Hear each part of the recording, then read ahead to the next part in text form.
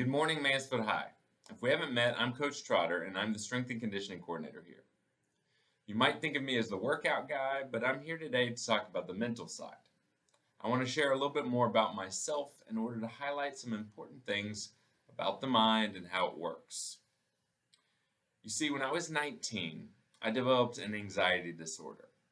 For the first year or so, I had no idea what was going on.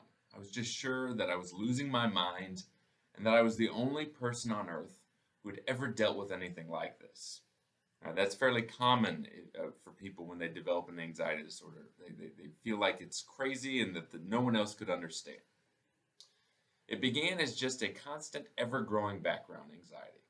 There was a feeling there that I didn't like and that I couldn't get to go away. And over time, that feeling embedded itself into a long list of fears that I felt I had to stand constant guard against. Now, most of these fears were extremely irrational, and I knew it. For example, one day I was 20, and I was in the shower, and a thought crossed my brain. And the thought was, what was the name of the second baseman that the St. Louis Cardinals just traded for? It's a totally harmless thought. It's the sort of thought that most people have thousands of times a day. But as I struggled to remember the name I was thinking of, my brain fell into its pattern, and it suggested another thought. It suggested, if you get out of the shower before you think of this guy's name, you're going to go to hell. Now, I get it now, and I got it then. Trust me, I get that believing you'll go to hell because you can't remember a name is completely insane. I knew this was irrational, but that didn't matter. A small part of me said, what if?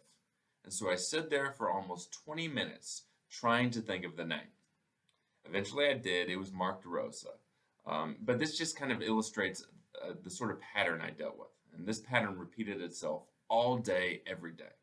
And usually there was no name I could think of to pacify whatever thought was plaguing me.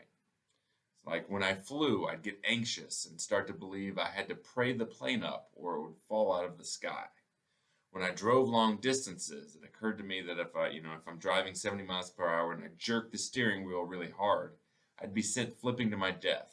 Or even worse, that I could have that momentary impulse next to someone else, another car, and I could hit that car too.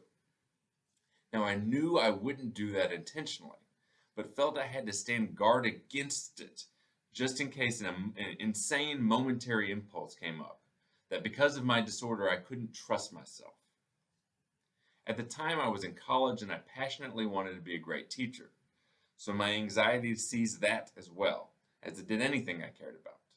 I had the thought that I might suddenly lose the ability to talk while in front of the room, and from then on, that became another thought that I had to always stand guard against and try to battle away. I had to convince myself there's no way this could happen. And there's just, a ton of these sort of thoughts that I was constantly fighting. Basically, if there was anything I cared about, if there was anything I wanted, a wife and family, a career, respect, my brain was going to create fears that grew both in power and irrationality as I tried to battle them away. The more I battled them, the harder I fought them, the stronger they got, the more irrational they got. Eventually, I figured out that I had developed something called pure O, which is a type of OCD with its characteristic, constant, irrational obsession, but without the compulsive behavior, the compulsive tics. And I tell you all this for a few reasons. First, I want you to know that I was sure at the time that I'd deal with this forever, and that it would be sabotaging my life forever. But that is not what happened.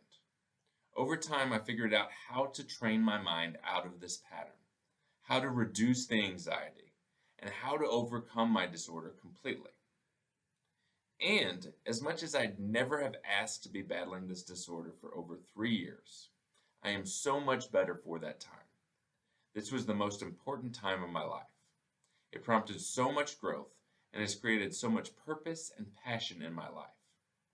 It showed me how to train my mind and instilled a passion for human thriving and helping others that continues to drive me to this day. I say all of this to say that most people know very little about how their mind works. We all know we should exercise for our physical health, but we know very little about how to train the mind.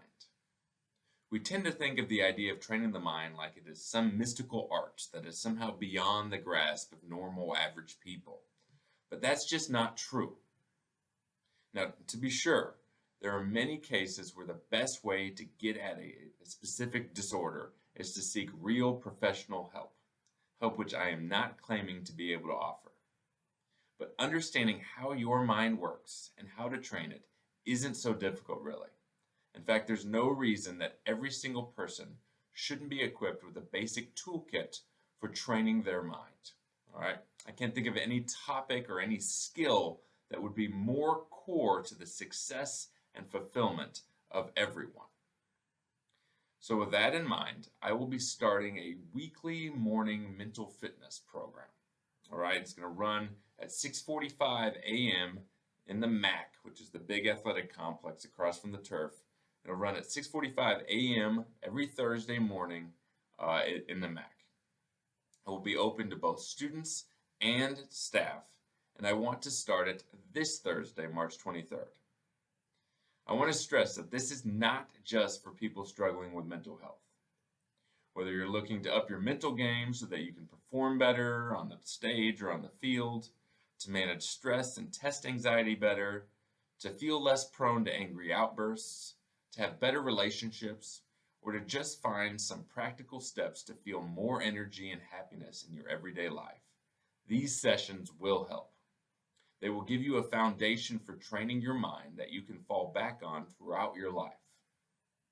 Again, I'll be starting this Thursday at 6:45 a.m. in the MAC team room. If you get to the MAC, you'll be able to find it. Students and staff are welcome, and you don't have to bring anything or have anything in particular going wrong. This is a place for people who want to know how to train the brain and how to live better lives. I hope to see you there. Thank you.